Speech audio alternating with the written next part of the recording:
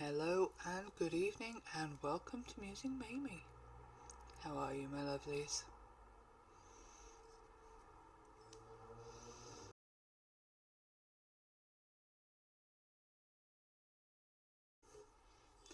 Tonight on Musing Mamie, I am musing on what I like to call internal identity.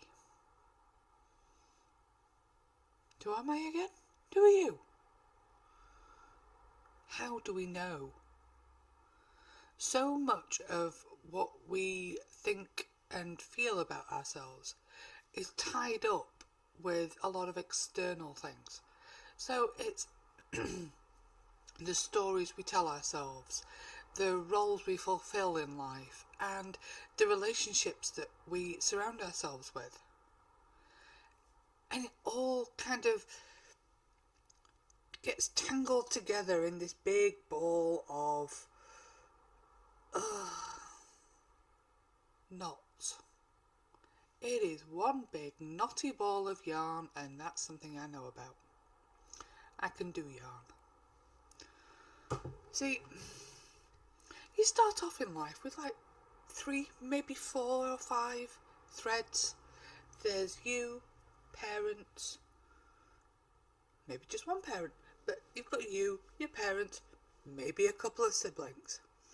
And for the first 2 to 3 years, it's braided quite nicely. You get the occasional additional thread, grandparents, aunts, uncles, that kind of thing. Then as soon as you hit school and you start interacting with the wider world and more people are brought into this braid, and by the time you actually get to adulthood, this braid has become a tangled mess of external influences, people that pass in and out and maybe only stick around for a couple of years, maybe even a couple of months. And you just end up with this massive mess of a ball. And you've got your life ahead of you, but you can't do anything with that until you manage to extract it from this big mess. Now, we're not talking eat, pray, love here.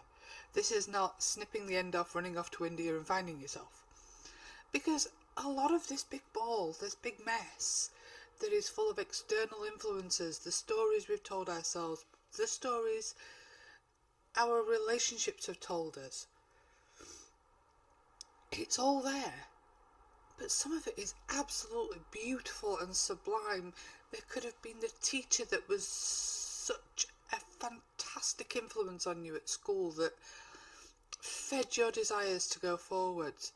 But you could also have the weird uncle that you had to stay away from, and the bully from school, and the toxic relationships that you built with your family, and it all turns into this big tangled mess.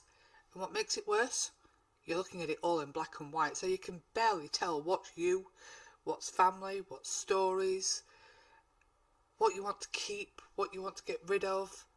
And you actually need to untangle it all before you can actually start putting it back together into this beautiful tapestry of your own life. And you can't actually get it to lay together beautifully until you've separated out all of those strands, discarded what doesn't work for you, and kept what does. And right now I am in the process of separating out all of those tangled parts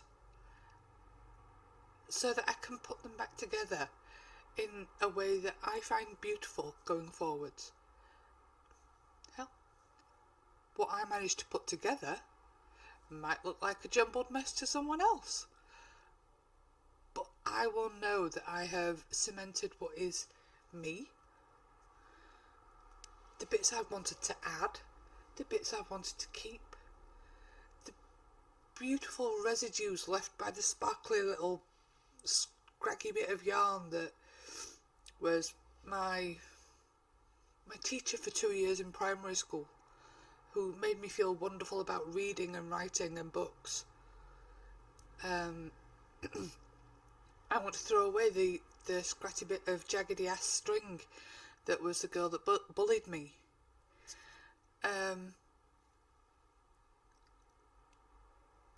I also want to smooth out the strangely tangled and bizarre relationships I've had with my family, like my mum and my sister.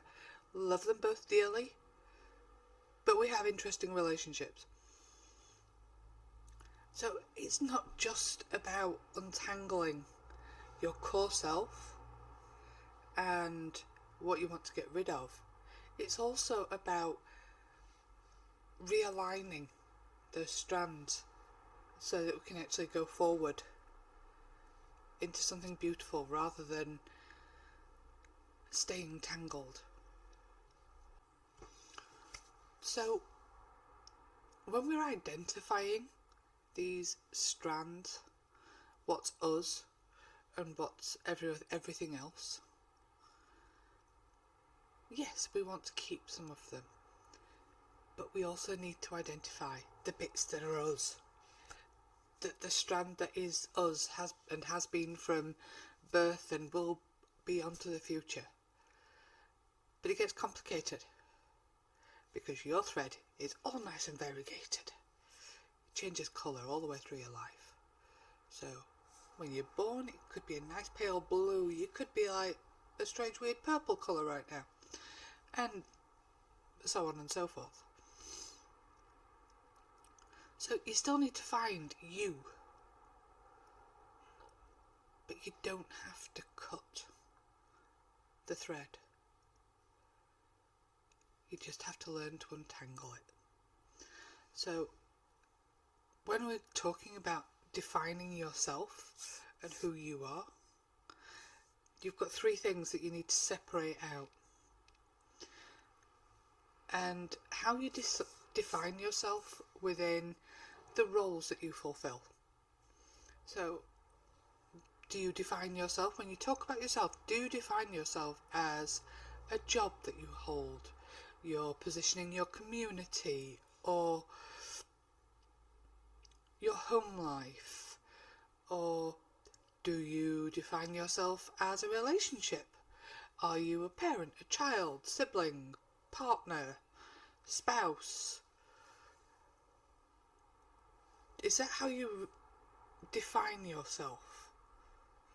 By your roles? Or do you define yourself by something deeper? Do you define yourself by your values?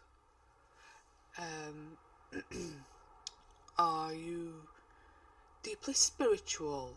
Do you have a strong sense of social justice? Are you a creative? That kind of thing. Who are you? Not in relation to anyone else. You're still going to keep those relationships if you want to. But the idea is to identify the string that is you, not the strings you're attached to. The other thing is separating out the stories that you told yourself or that other people have told you. For example, I tell myself a story, and it is a story. I was pushed into following scientific subjects at A-level. So, post-GCSE, I'm not sure what they call them these days. I'm out of the British school system loop. And I was pushed or nudged into doing scientific subjects because all my teachers said I was good at them and that I would excel in those roles. And I followed that. Now, technically, if I think about it now, and I am honest with myself, I could have gone on to what I felt like. I could have followed the languages path. I could have followed the literature and arts paths that interested me and made me happy. But everyone pushed me towards the sciences because when I was taking A-levels, this poor little internet thing was barely in its infancy. Writing for the internet wasn't a thing. You either had to be a journalist or an author. Forgot the word for a moment. Now, I did not have the self-confidence to be a journalist. You know, one of these people that pushes to the front and always has the scoop and all that jazz. It's only in retrospect that I've realised that journalists don't actually need to be those things. And, well, I knew I was a storyteller. Everyone told me that you couldn't make money writing books. It was so difficult to get into publishing. So, with all of those stories that I was told, I opted for the scientific option. I was okay at it. It wasn't until I was in my second year of chemistry A level, and the only time I put my hand up to answer a question with confidence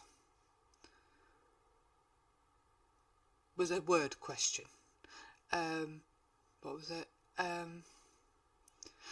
What do you call it when something that happens accidentally when you were looking for something else? I was well away. I know what the answer is. Serendipity.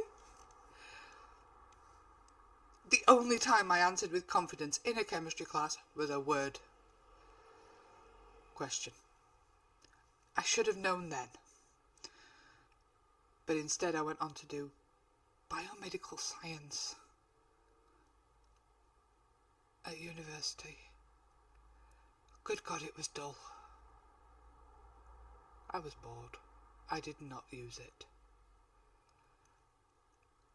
Conversely, if I'd have chosen a different degree path and I'd gone to Keele University and done neuroscience, that would still be in use now because I love working out how the brain works.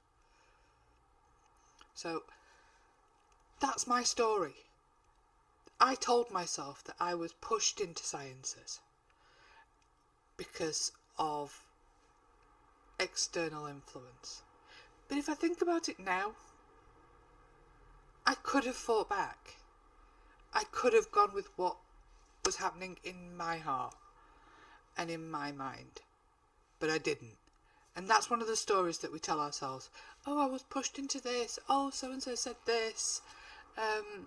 My family thinks I should follow in this path. And all of these things. And these are all stories that we tell ourselves to justify things that don't fit up here. We tell ourselves little stories to make things right. And they're the things that we need to understand and eradicate to actually move forward. Because while we're still telling ourselves these little stories that don't benefit us and don't carry us forward, then we're not helping ourselves and we're not identifying who we are as people. And I know that this has damaged me. So I can only imagine that these same things have damaged other people. So I'm at the point now where I've already started picking out all the rubbish. You know, bits of my own hair, bits of cat fur, the jaggedy ass bit of string. And I'm still going at it. I'm still trying to pull out the stories that I've told myself. They're not lies, but they're comforting fictions that make us feel easier in the choices that we've made. in the long run, I actually feel like things have worked out pretty well. If I had gone to Keele University, if I had finished a degree in neuroscience, I quite possibly wouldn't have been back in my hometown in time to meet my husband. And I can honestly say that was one of the best things that ever happened in my life. So, you could be slightly fatalistic and say, well, things happened for the best. And maybe they did. But I have to stop telling myself the lies to get to me. I need to accept that I made certain choices and have certain values that influence the way that I think and the way that I act. And these are things that I will carry forward and that I will build into the new framework of my life as I grow.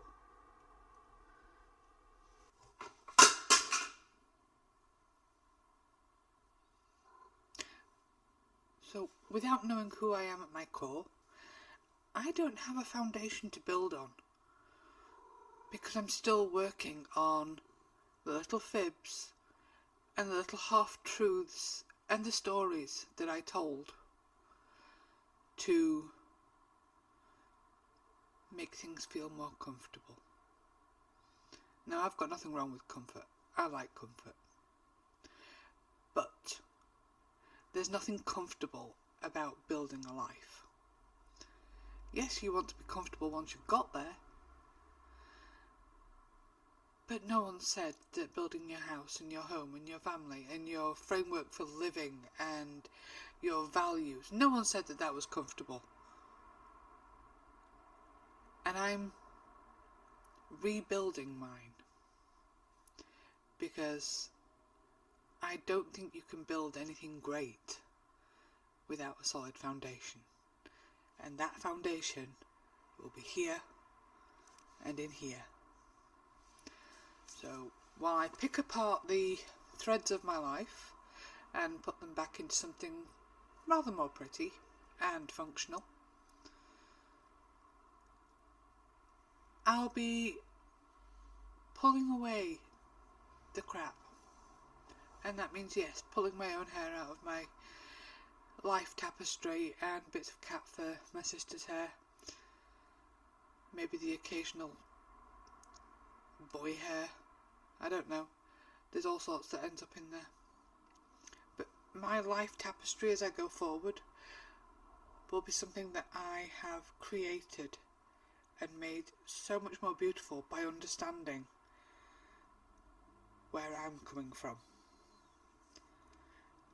I said before that this isn't eat, pray, love. We're not just going to snip the ball off and run away to India. I don't think that you can actually discover yourself and what's important to you by running away from your important connections. You are you, wherever you are. I'm me, wherever I am. I'm not going to change into a completely different person just because I've changed the location.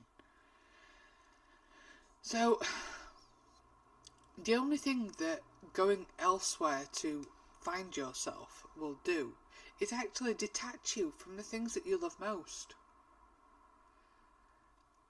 And sure, you can go on a weekend retreat to get some peace or have a silent period. Trust me, that seems really fun at some times. But you're not going to actually discover you. You're just going to discover a new environment, a new set of external influences, and it won't necessarily be the ones that are most important to you. So I think that trying to cut yourself off from your most important connections while trying to discover your inner self is not as productive as you think it might be. Because all it will teach you to do is function without them. And if you want to keep them, you really have to integrate them into the rebuilding of your life structure with the new knowledge of yourself. They are my words for this evening, and I have rambled a little bit, mostly about tangles and yarn, but that is an analogy that really fits with me because I have so much tangled yarn, and every time I untangle it, it tangles itself again. I really ought to learn to keep them separate. So, if any of this has resonated with you, or you have questions about my analogies, or you really just want to disagree with me, please, I am open. And if you've actually got this far, well done. And I hope to see you again soon. Bye bye.